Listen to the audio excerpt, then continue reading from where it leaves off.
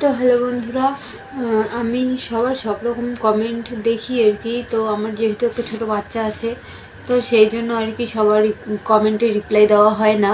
তো তার মধ্যে বেশিরভাগ কমেন্ট যেগুলো আসে আর কি, তো সেগুলোরই রিপ্লাই দেবো আজকে।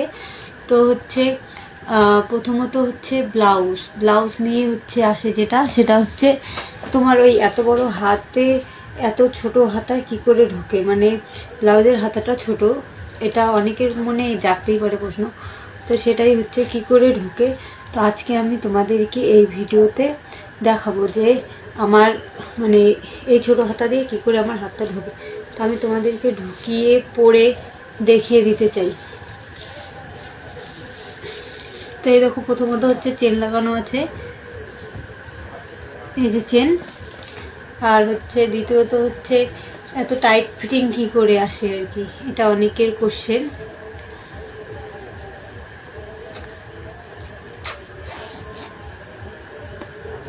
তো আমি তোমাদেরকে হচ্ছে হাতটা ঢুকিয়ে দেখিয়ে দিচ্ছি যে কি করে এত টাইট ফিটিং আসে।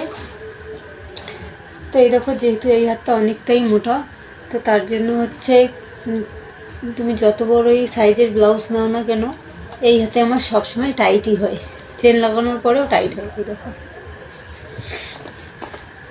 দেখেছো।